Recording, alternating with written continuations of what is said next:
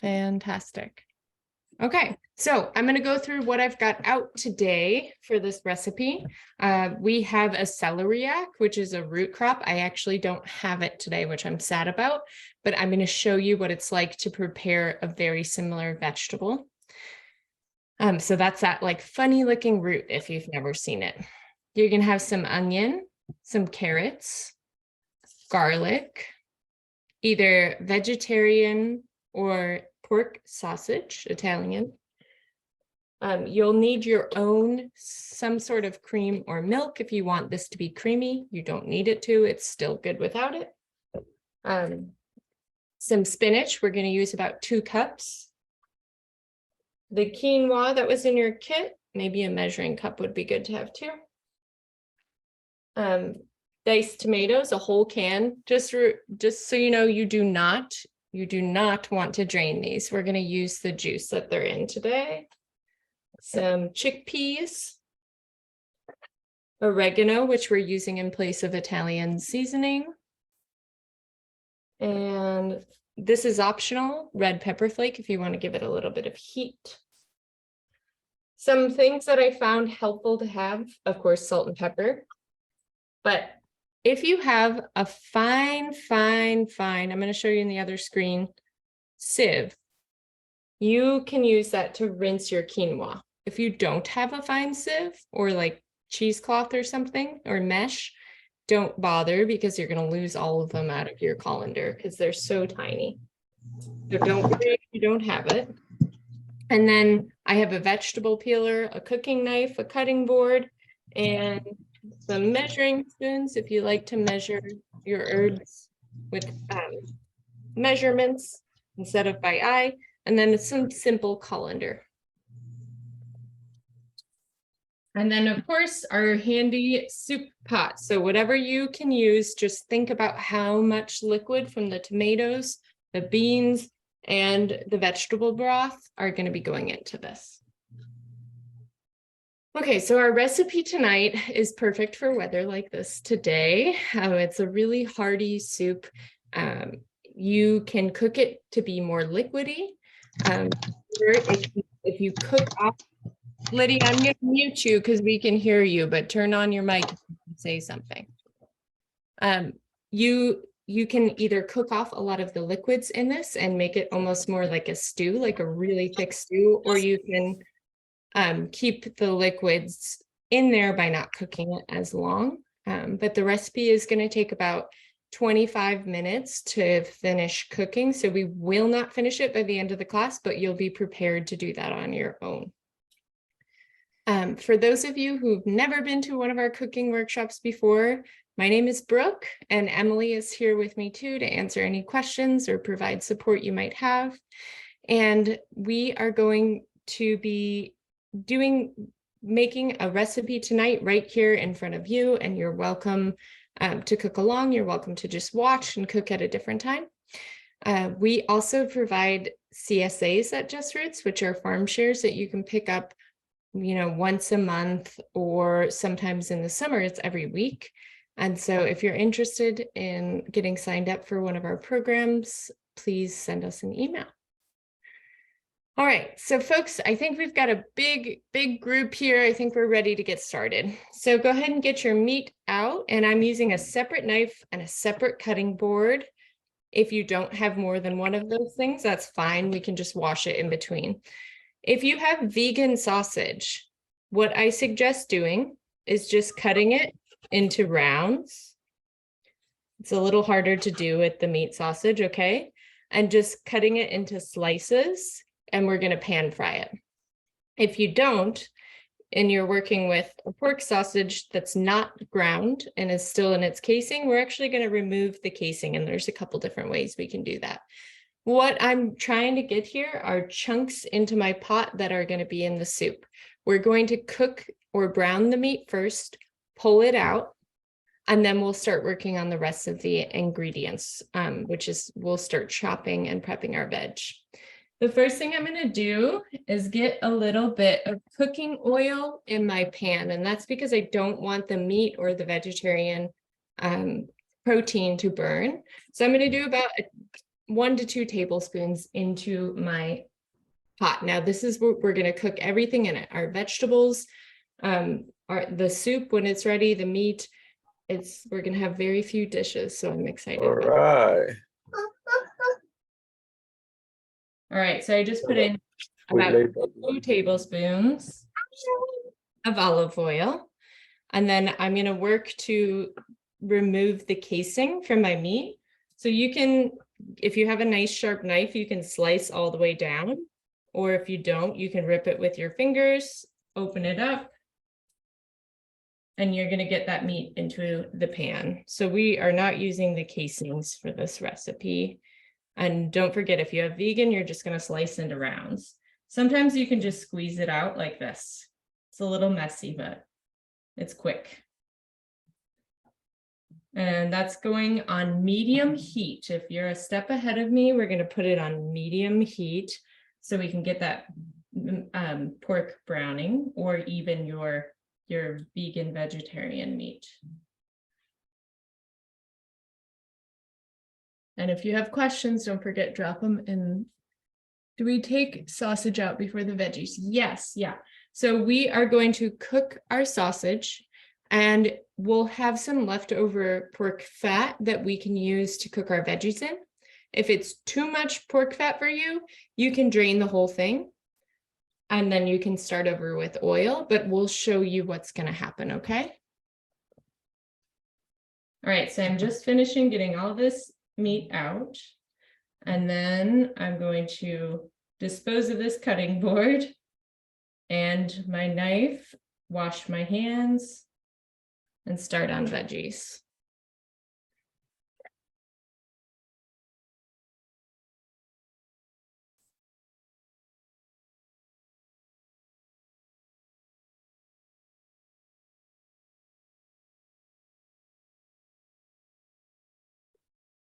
Okay. So again, I'm going to use just like a wooden spoon. I've got 2 tablespoons of olive oil in there. I've got my Italian sausage, which is already seasoned, and I'm putting my heat on medium because I want to get that starting to cook. The next step is to take whatever you're cooking it with and try to break it up into little clumps so it browns evenly. Doesn't have to be teensy tiny, just, nice clumps. I'll show you when I'm done with mine.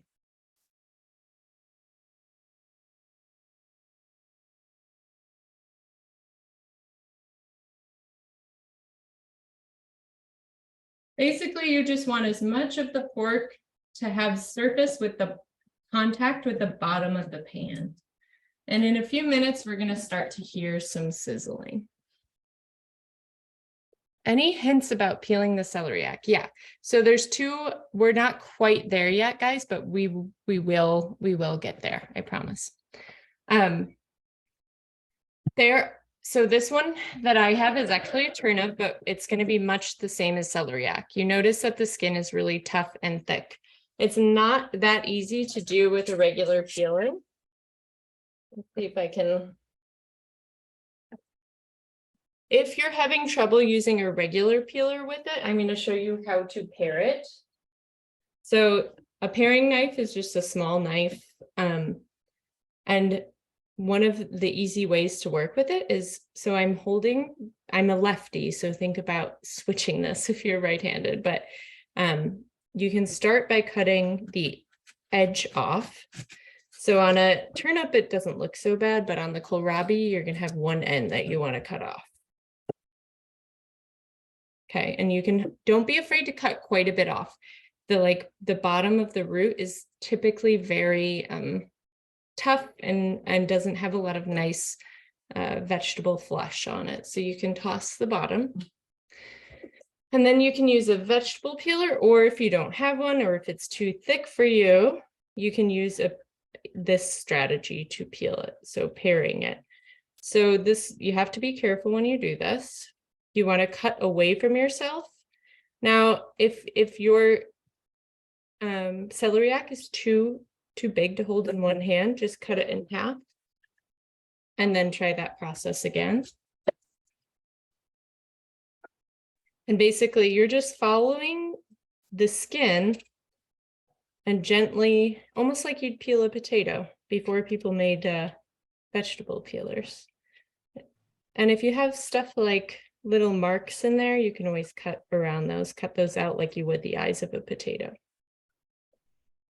And folks, if you wind up making this recipe again, and celeriac can be one of those ingredients that can be a little harder to find, but you can definitely use just regular celery stalks instead and chop those up into like 1/2 inch or inch pieces. But celeriac is a really lovely winter vegetable that we don't always get to experiment with. Let's chat a little bit about celeriac. So basically, people are like, what the heck is this crop? And it's the same thing as celery. So celery, they're the same species. Celery is a variety of this plant that has been selected for long stalks, and the celeriac root has been selected for having a nice bulb. And so what I found when preparing celeriac is it's sweet. It's sweeter than regular celery, and its flavor is a little bit more mild. So that's why I like to use it as like a nice like chunky root in stews and soups. It's just got a really good flavoring agent, and it's not overwhelming. And folks, if you've never used it before, it's edible raw. So I encourage you to take a little piece and try it. And just think about it for a second. This is a turnip, but with yours, what flavors would it pair well with? What taste do you get from it? And sort of think about that. It can go a long ways, and I like to use it in so many different dishes, in soups, stews, stir fries. Sometimes I cut it really small, like matchstick it for salads. Those are all great uses. Roasting it in the oven. I know people also like cauliflower rice or cauliflower mashed potatoes. They also will use that as a substitute for potato. At this point, my meat just started sizzling a little bit. So I'm going to go in and give it a quick toss and break it up a little bit. You'll notice it'll start to turn brown on one side. And for folks who are cooking with vegan sausage, give those a flip and you'll know when they're ready. If it's a little undercooked, it's going to go back in the stew later, so it's not a big deal. And a little fun fact about both the pork and vegan sausage, both are local. The pork sausage is from Sage Farm, a farmer that uses some of the Just Roots fields to graze and raise his pasture-raised pigs. And then even the vegan sausage is made by Light Life, which is based here in Turner's Falls. So I didn't know that. Yeah. So both options are local. That's amazing. Okay, folks, so we are going to move on to showing the size that I like to cut my celeriac. We're still pretending this is celeriac. Now, some of you may have gotten huge ones. Some of you may have gotten small ones. For this soup, I would say I would probably only use about this much celeriac. It's not going to take over the flavor of your soup if you use it all. You just don't need it all. If you're not going to use it all, I would suggest putting it in a Ziploc or a Tupperware or something with a little bit of that keeps it moist so it doesn't dry out. All right. So now I am going to chop these. So I'm going to make some cubes, but I'm going to start by making slices. Okay, and the ends you don't need. Sometimes what I do is I stack the slices and then I make little rows. So I'm going to cut it in half. Now I have 4 sticks, and then I'm going to cut those into about 4 pieces to get some nice sized cubes. And here we are. Doesn't have to be perfect. They don't all have to be perfectly uniform. Not a big deal.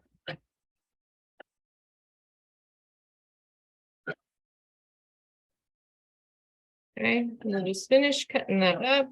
So if you had a really big celeriac, you don't need the whole thing.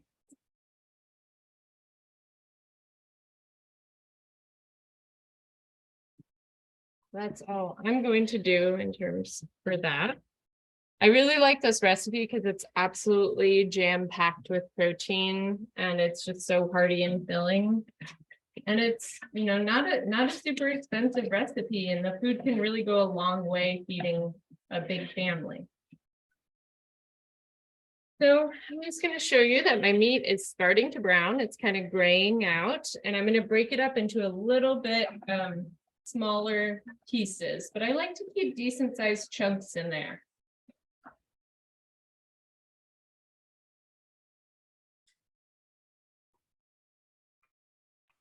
And just to go a little bit more into detail here, if you're comfortable using the grease that comes from the pork to help cook your veggies in, I do recommend that because it's really going to bring some fullness and flavor to the stew. If you're like, I'm trying to limit how much fat I'm eating, that's okay. What I would suggest doing is grab a colander, put a bowl under it, and when the meat is done browning, drain it so that you've got the liquids that you're not going to want to put down your drain. And your meat is separate, and then you can just use olive oil to cook your vegetables. I personally like to do it all in this pot, so I'm going to drain them with a spatula or a slotted spoon, put them on a bowl, set them to the side until we're ready to use them again. All right, breaking up into pieces. And I'm trying to, it's okay if it's a little pink, but I don't really want to see raw meat in there.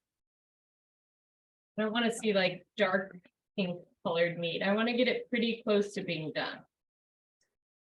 If you need to, you can turn up your heat a little bit, but we do want to extract that fat or those juices. So if we turn it up too high, you're not going to get as much of that. Kind of like when you cook bacon, slow and low brings out the bacon's fat and it cooks itself in that fat. If you are a step ahead of me, go ahead and peel your carrots. This isn't something you always have to do, but with carrots that have been overwintering, like, when you get local carrots and they're grown here, they've been in a root cellar or in cold storage for a while, and the skins kind of dry out. So I feel like this just revitalizes the carrot. I'm going to use 2 medium carrots here. 2 or 3 is fine, but I think 2 is plenty for this recipe. And then you can dice them. You can slice them into rounds. It doesn't really matter to me. Whatever you like to do, whatever you think's pretty. If you want big bites of carrot, just slice them in rounds. If you want small little bites, dice them. Okay.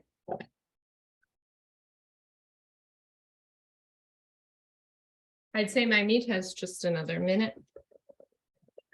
So I'm going to keep working my carrots. I cut the ends off. And I'm going to flip my cutting board so you can see what I'm doing a little bit better.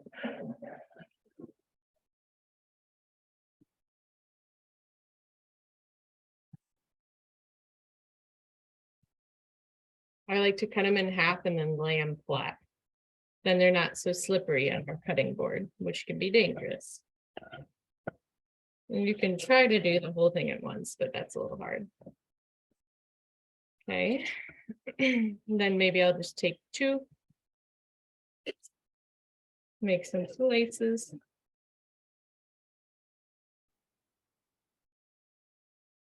You could also go across them again by flipping them. We'll do that again.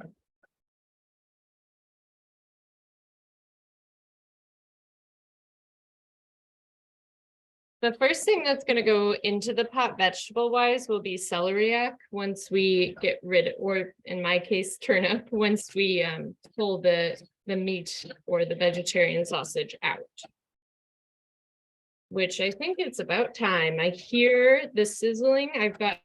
I can visibly see quite a bit of oil and fat mixture.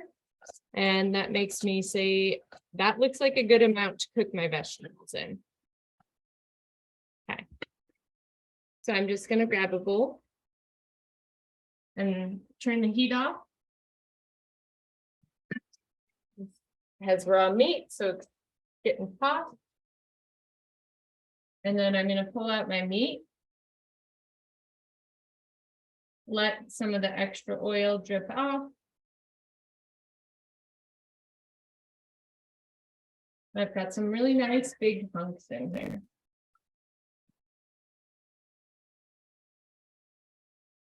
So if your meat's not perfectly cooked, that's fine. Don't forget it goes back into a hot pot of soup a little bit later.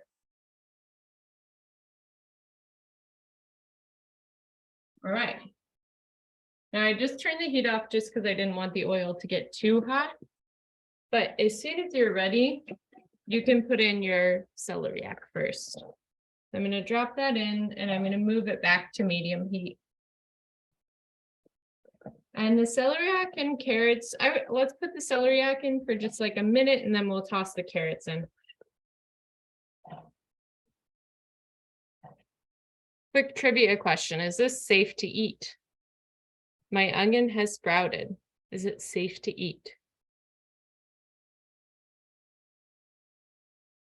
What do folks think?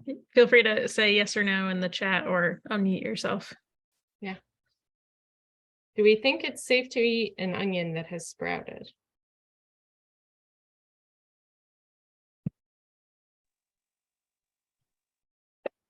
We have a couple yeses.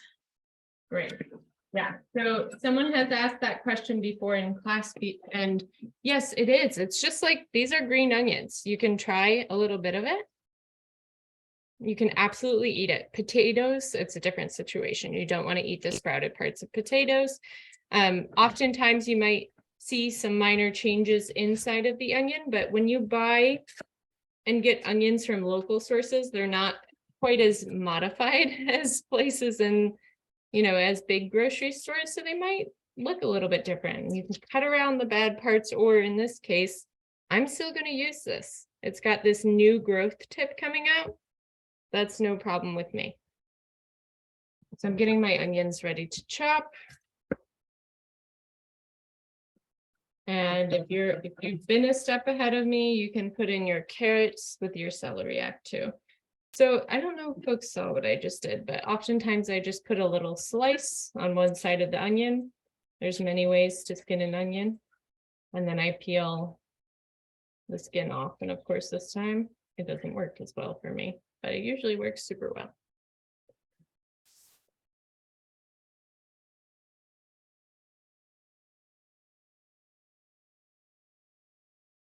Okay. Gonna clean up my little station here. And I'm gonna add my carrots to the mix. So I'm still on medium heat. My vegetables are cooking in the little like really well flavored Italian sausage oil and fat blend. And I'm gonna give everything a good stir. Folks, sometimes it helps to put in a tiny pinch of salt. I mean, a small pinch of salt. It's going to bring some of the water out of the vegetables. So it's hard to see a pinch of salt, but it's truly just a pinch. You can even do a little pepper if you want. If you're noticing any burning happening, you're going to want to turn your heat down and continuously stir. All right. Onion time. Let's see if we can get this little piece off. So the recipe calls for half an onion. If you have a huge onion like this, use half. If you have an onion like this, you can use the whole thing. And for me, I just love onions, so I'm going to use both of these. I'd say about both of these, make a half of one of these anyways. I'm going to cut the onion in half. Both of them. And then sometimes what I like to do is make one or two cuts depending on the size of the onion that don't go all the way through. And then I cut again without going all the way through. So the onion kind of holds on to itself. And then it's ready to dice. And I'll show that again. But it's like really makes the work of dicing easy, especially if you're sensitive to onions and you want to be done with it. Does someone have a question? And give your veggies a little stir like I just did. So I'm doing, let's make sure you can see. I did a cut almost to the end in the middle of the onion. Then I do a couple lines, not quite to the end. And this is to make the fastest dice. And a very uniform one too. Okay. And again, I'm not going to cut this one in half, it's already tiny. Just the slices.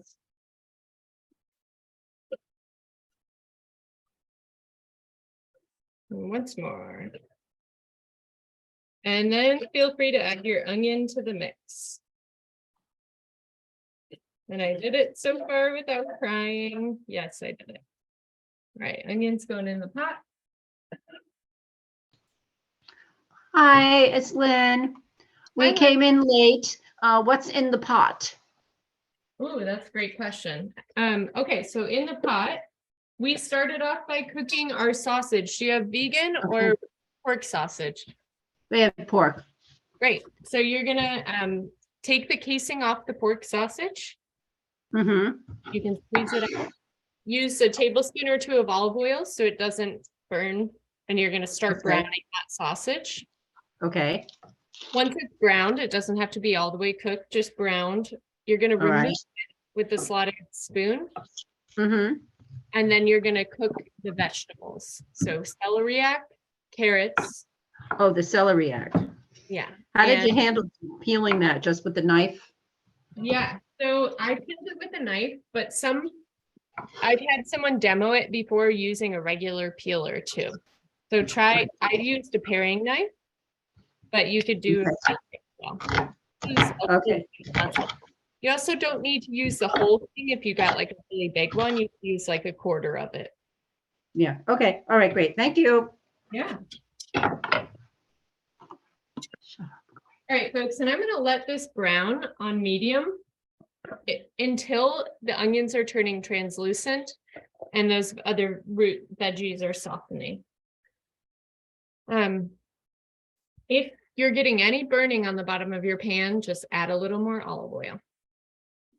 And you'll notice there's a lot happening here all at once, but really we're just cooking something, prepping the next ingredient, cooking something, prepping the next ingredient, and it makes it, you know, an hour-long meal, which is great. And it could feed you for days. It's a lot of food and a lot of flavor. Great way to use canned food and winter veggies. All right, I'm going to do my garlic now. You can use anywhere from 4 to 6 cloves, depending on how much you like garlic. And basically you can do this with a knife to smash the skin to make it easy to remove. You just lay the knife on top, careful not to cut yourself. You can also just do a little smash and the skin comes right off. We are going to cut the ends off this garlic. That's probably loud for you guys on your computer screen. I'm not going to do that again. Although it's fun. The ends of the garlic sometimes just pop right off. Sometimes don't. You can cut them if they don't. I'm doing a full 6 cloves because especially in the winter, I think eating lots of garlic is good for your health.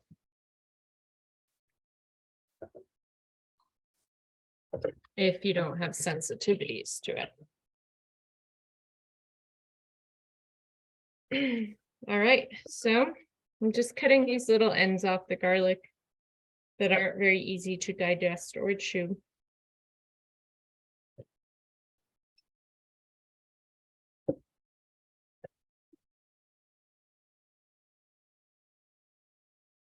And if you're a step ahead of me, you can mince your garlic, but do not put it in the pan yet, just mince it. Get it ready to go. And check on your vegetables when you have a second. Give them a stir. Make sure you've got enough oil. Good. I'm gonna get to mincing. Doesn't have to be perfect. Doesn't have to be super tiny. It's gonna cook down for a little bit, but do the best you can.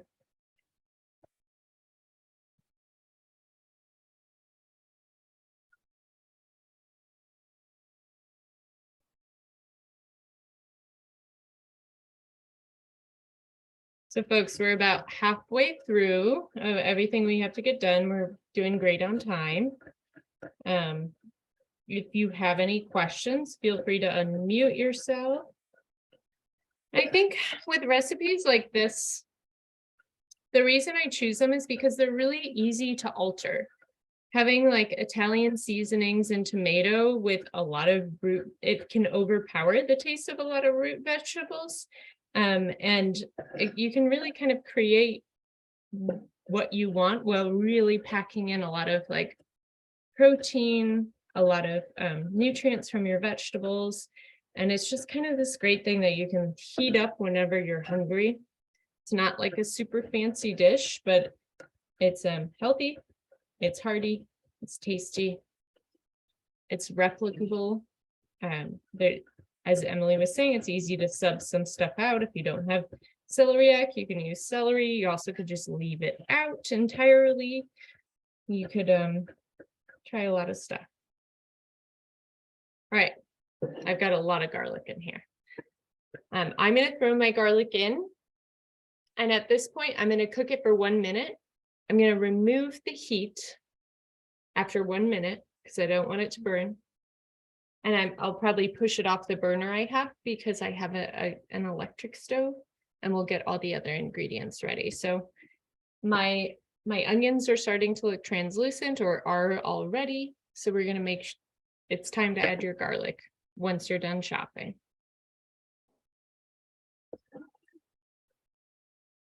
I'm also going to give my hands a little rinse. Does anyone have any questions so far? Everyone's doing good?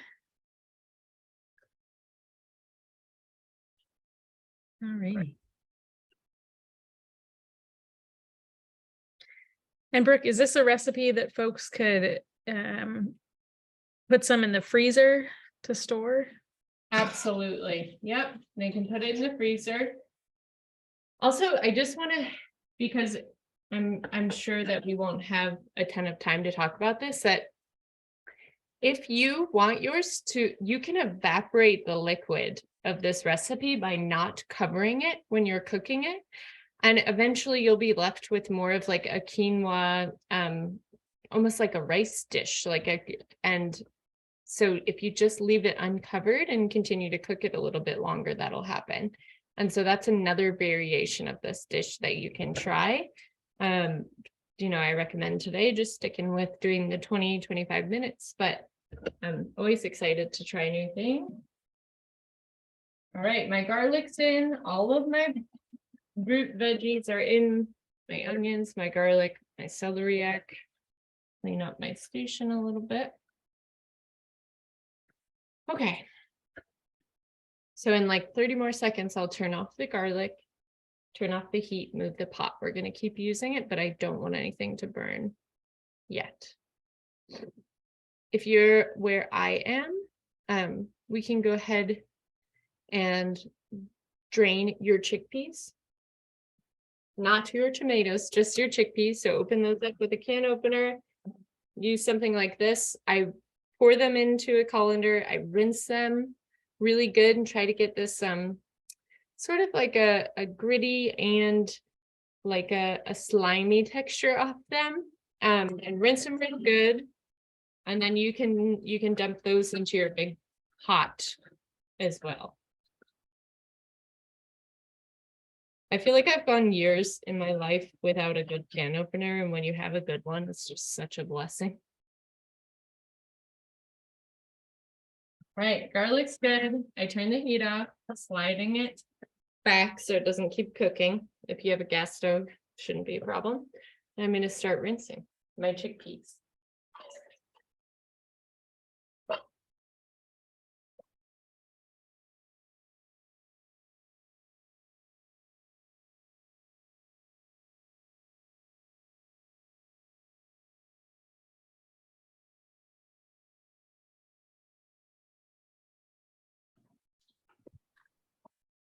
All right, and then I'm going to set them in a colander. Wanted to show you something that chickpeas have a little skin layer. That's edible. It's fine to eat. But you might notice that texture when you're pouring them off. If you just like pinch them, that skin layer comes off. The best hummus in the world is made when you remove that skin, but that takes a long time and a lot of work, so don't worry about it. We got a great question in the chat. Is all of the produce in this kit grown at Just Roots? Great question. So some of the produce came from our farms. Let's see, the garlic is Just Roots grown, and I believe the onions and carrots are as well, and the celeriac. And the spinach is from another local farm in Amherst called Queen's Greens. And normally in the spring and summer, our DIY kits have a lot more produce from our farms. Yeah, so we kind of act as a food hub in the winter months where we pool together with other local farmers and to use their produce, distribute their produce. It's kind of a neat little partnership. So folks, I am here with a very, very fine mesh strainer. If you don't have one of these, don't worry about rinsing your quinoa. There's a little bit of like plant fiber dust that can be on them that it's nice to rinse it sometimes. It's not a must. What I'm doing, by the way, this is perfectly measured 1 1/4 cups for you, so you don't need to measure it. You're going to use all of this quinoa in your packet. I just cut a little hole at the top and I'm doing about half and I'm going to rinse it, not mandatory. And then I'm going to add it to my stock bowl that's cooling.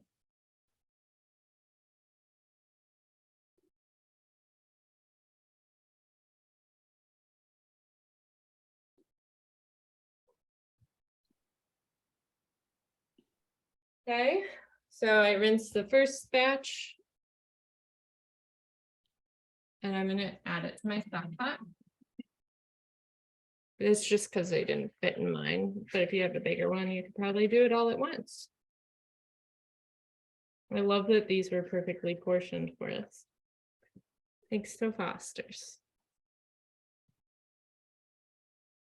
Yeah, quick shout out to Foster's Supermarket in Greenfield. Whatever we can't grow ourselves, or don't make ourselves, like cans of chickpeas, we source from Foster's Supermarket, and they are lovely. If you live in Greenfield, you should check them out. Yeah, they're very supportive and wonderful. Okay, so right now my pot has a mixture of vegetables and quinoa. I'm going to dump my beans that I've been strained and drained. My chickpeas. And moving on, our tomatoes. So just as we mentioned before, we are going to use the whole can, juice and all. So you're not going to strain, you're going to use the whole can with all of its liquid content. Okay, I'll pour that right in. All of it.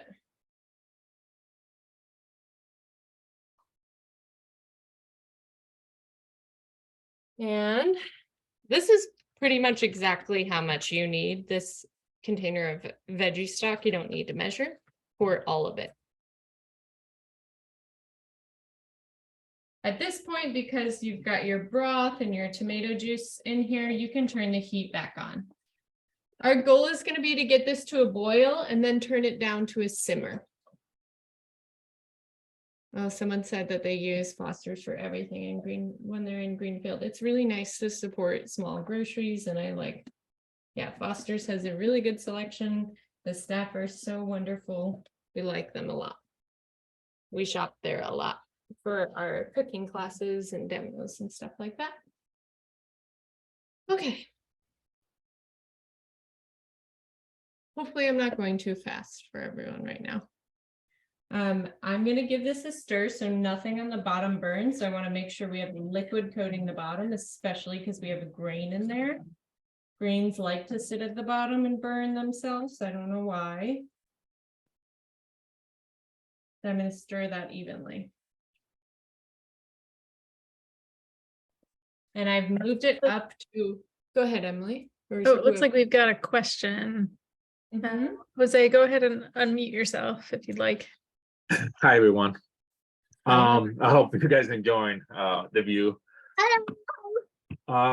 So I is calling for one, what is it? 14.5 ounces of canned diced tomato, but I got 28 ounces.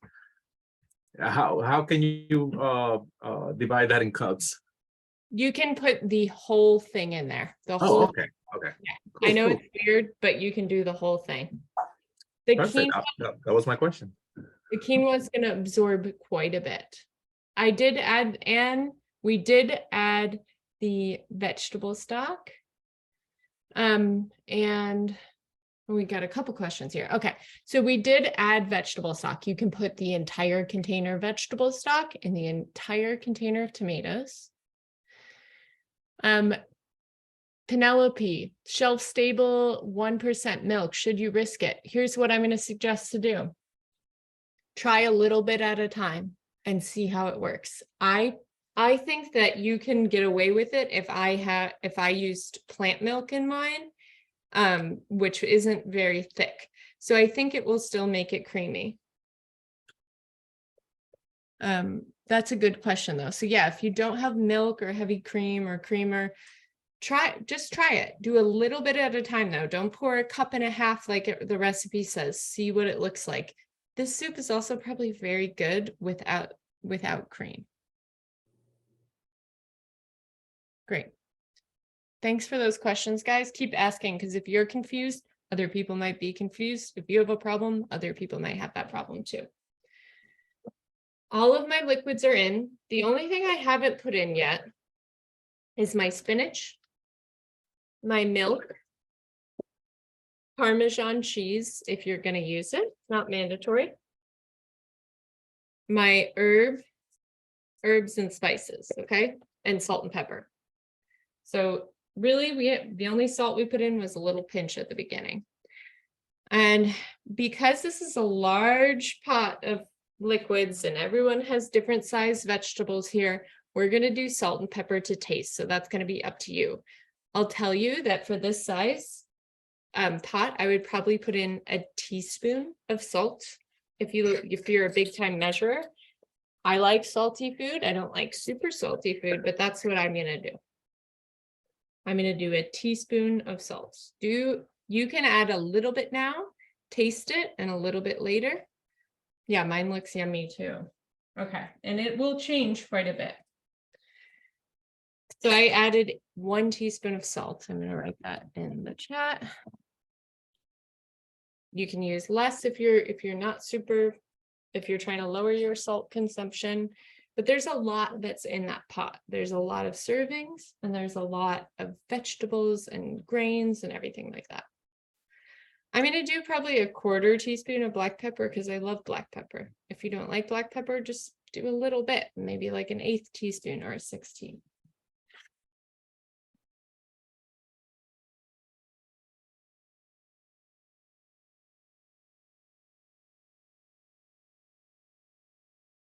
This one, I'm going to say do this, and if you change any of them, don't change this one.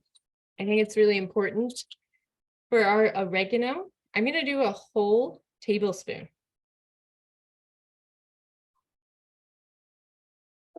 One whole tablespoon. That's the Italian seasoning. Yeah, I had oregano leaves in my kit, but maybe I was the only one that got that. I'm not sure. But yeah, one whole tablespoon.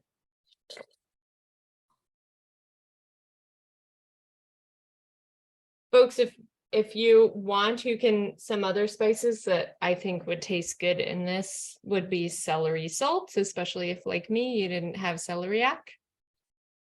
Thyme and rosemary. I'm just gonna leave mine with the Italian seasoning or oregano. And then red pepper is optional. Do that to taste. Don't use too much. I'm not gonna use more than this tiny little 1/8 teaspoon. And Emily, if you want, yes, you can put in some thyme. Good question. Yeah, I totally agree. Emily, can I repeat those spices and quantities and you can write them in the chat? Definitely.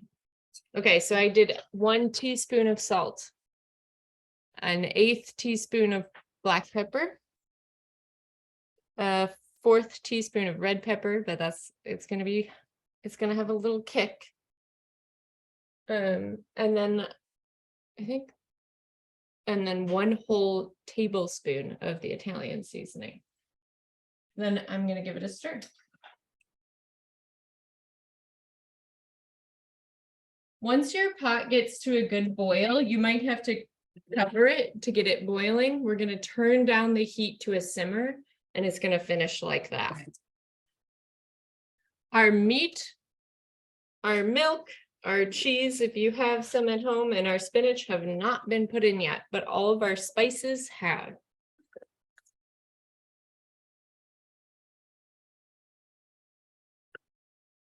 Then we're gonna use 2 cups. Hopefully, I'll wait 1 second to make sure everyone's in a good spot and I'll have a drink myself.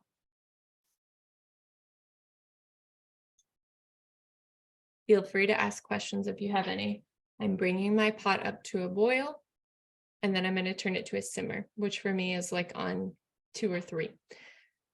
All right, Lydia has a question. Go ahead and unmute yourself or type in the chat, whatever you prefer.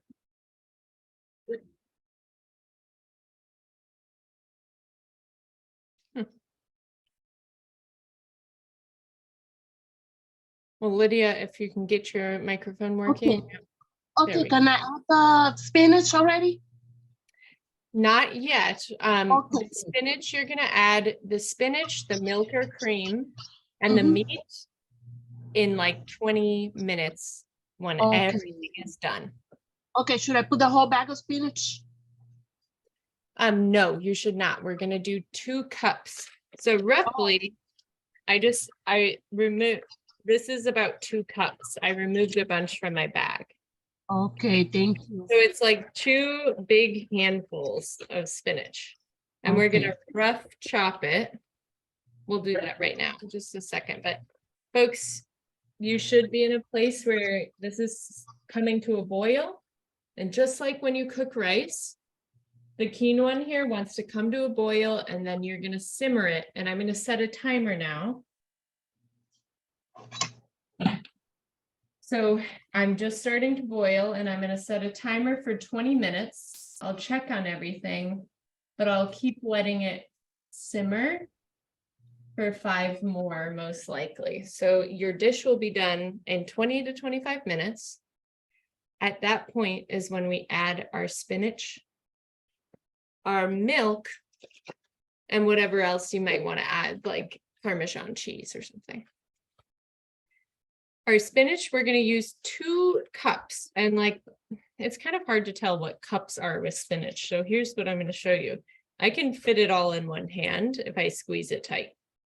And a rough chop is just kind of going through and making little tears, making it bite-sized. So I'll go through it a couple of times and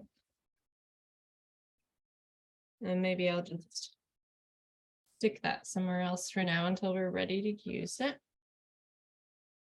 And as mentioned before, with doing our milk or cream, go slow. Just add a tiny bit at a time until it gets to your desired creaminess. But I wouldn't put in, if you're using milk, I wouldn't put in more than a cup or a cup and a half. I think it'll be plenty creamy.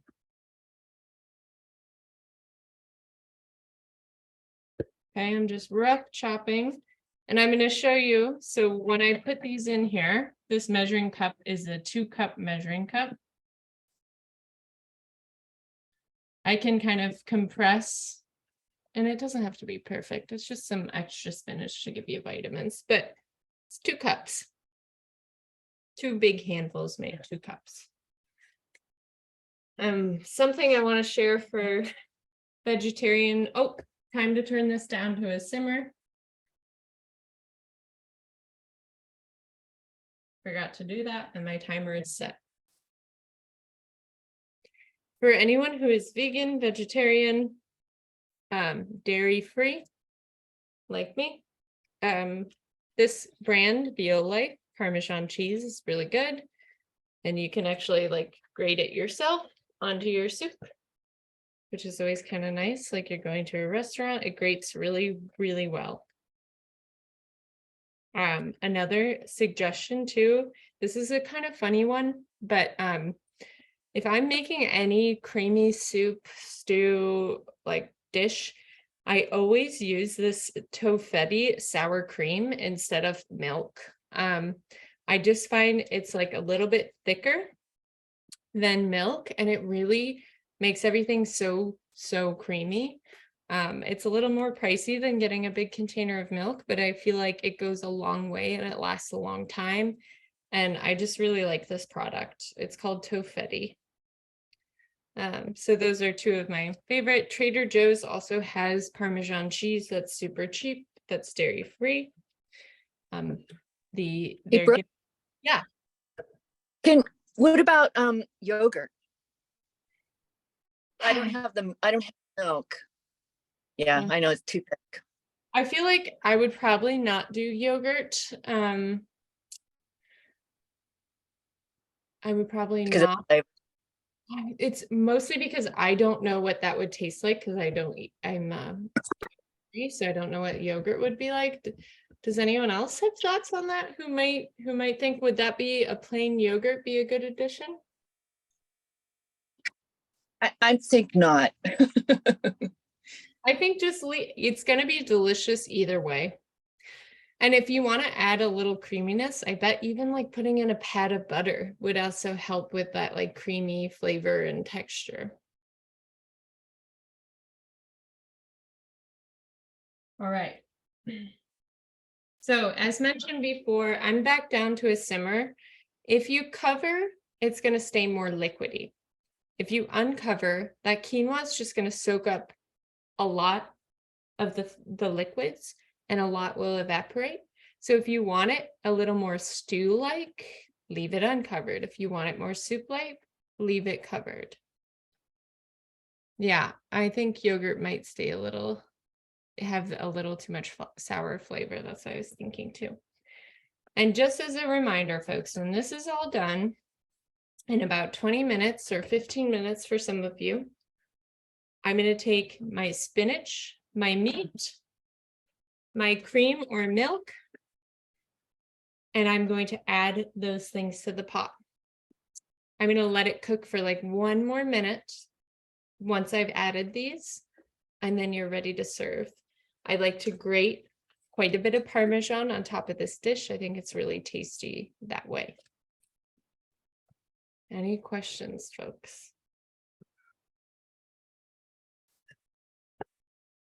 I hope that everyone's meal turns out really delicious, and don't forget, it's a lot of food. So if you can't eat all of that, please do go ahead and freeze it. It'll last for a long time in a Tupperware.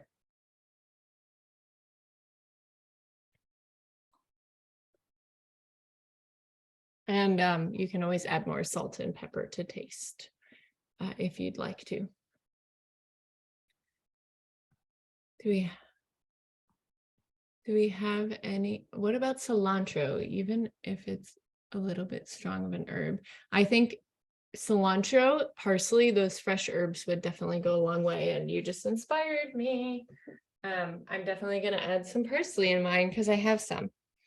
I didn't know this trick for a very long time, and I'm kind of embarrassed because I've worked on farms forever. But I always buy parsley and cilantro at the store, and then I stick it in my fridge in a plastic bag, and it's like bad already.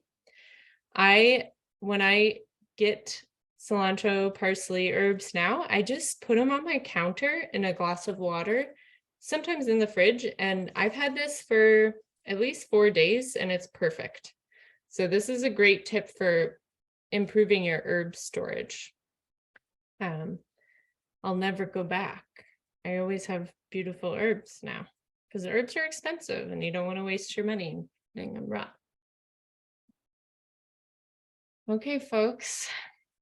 I think I will let you all go unless you have questions. I'll stay on for a couple minutes, but I hope your meals are tasty and you enjoy with your family or yourself, and that everyone has a good night. And Hey, hope- Brooke, yeah. I had put this in chat, but I'm just gonna say it. Is there a reason why you keep the sausage out while everything's melding together? Because we actually put our vegan sausage in by mistake and I couldn't take it out with all my veggies. No, I think for me, it's just so that the sausage doesn't dry out or overcook. And that's more of an issue with the pork sausage. So I think that's totally fine. Honestly, I've made other sausage soups where the sausage goes in at the beginning and stays the whole time. Okay, Yeah, so don't worry, Thanks. you'll be okay. okay, thank you so much. Good question. Hi, Brooke, it's Jerry and Andy. I just wanted to say again, thank you so much for this. It's always amazing. Oh, well, thanks so much for Thank joining us. you. Yeah, it's great. Thank you. Okay. Thanks everyone for joining, and we'll send out the recording tomorrow along with a little survey. If you could give your feedback on what you thought of the class, that's super helpful for us. It Thanks, is. you guys. Stay Enjoy. warm, everyone. Enjoy the snow. Thank you. Bye-bye.